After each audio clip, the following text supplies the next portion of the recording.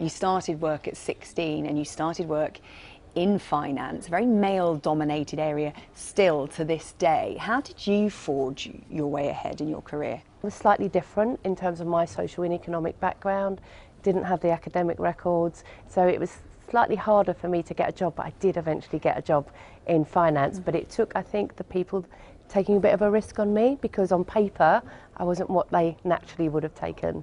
In terms of women getting into the area that you specialise in, so city finance, big companies, if we could take it in baby steps, because we talk about the balancing act, that is the theme, and getting the balance right for women. What would be the next baby step, the next thing you want to see achieved in that sector to help women more? It goes back to the sponsoring for me. It's about giving women the opportunities that they haven't necessarily been privy to over the last few years, which is why we have this shortage of women at senior levels. So I think for me it would be, how can we look at our organisations, see where there are pockets of women or why are women leaving, you know, in particular areas, and giving them the support that they need. I mean, we've done a lot in that space around, you know, introducing things like flexible working, which isn't just a women's issue. If you give flexible working to the men, you help women out anyway.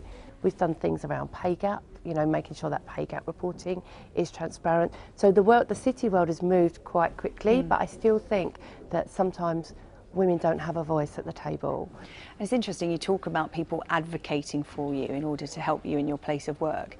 And that's not always women looking after other women, it's men as well. And in terms of, you know, men making it a comfortable environment for women to have their say and forge their career paths. Did you have men helping you along the way in terms of believing in you and backing you? Absolutely. There are, I mean, at least three I can think of that gave me an opportunity. You know, I remember a conversation with one where I was trying to convince him of a role that I wanted to take that involved a project, and really I wasn't necessarily qualified.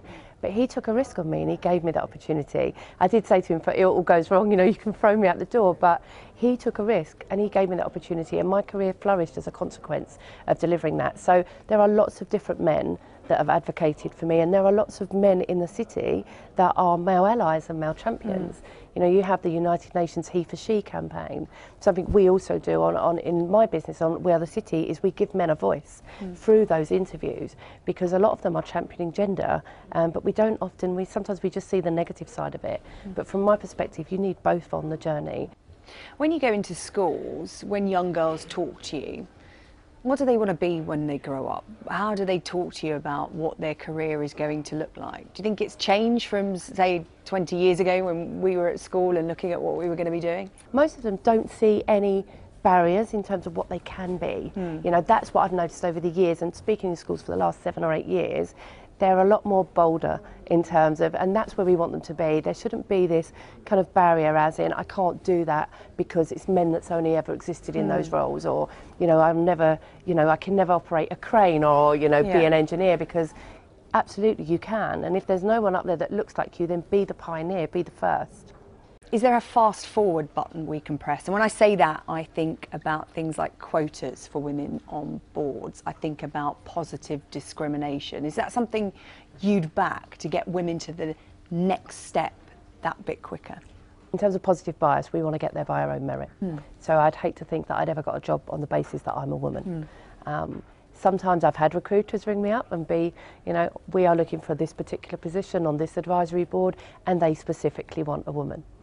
And I think, okay, I can understand that they're trying to gender balance that up, but it really should be the best person for the job. And it's not just should be about women, it should be about different diversity, different voices in that room. You're almost building institutions and society again from the bottom up, because it's all been built with men in mind. So without those quotas or positive bias, are we really willing to wait for a generation? If I roll back 10 years ago, when I first started kind of getting involved with the gender agenda, there was no measurement. There was no women's development, just was not on the cards. There was no, we need to do more of this in schools or things like that. There was no focus. So in 10 years' time, you know, we've had things like Me Too, Time's Up, say government legislation around reporting. You know, there have been things that have moved us forward. Women on boards, it's on the agenda. So at the moment, although it feels like all we're doing is talking, when you're looking to make that big cultural shift and that big societal change, we're not going to get there overnight. You do have days where you're like, you know, why are we all kind of pushing forward? But we can't give up, because as a collective, there's so many people doing things around the progression of women, be it in work, be it human rights, you know, domestic violence, that eventually we can't give up on that, because you have small steps, however small, are contributing towards a change. What would your message be to young women watching now, thinking about their futures? I think one of the messages I would give them is the future is very much in your hands. Even when you get to an employer can map out, you know, different things for you to do, but you have to drive a lot of that.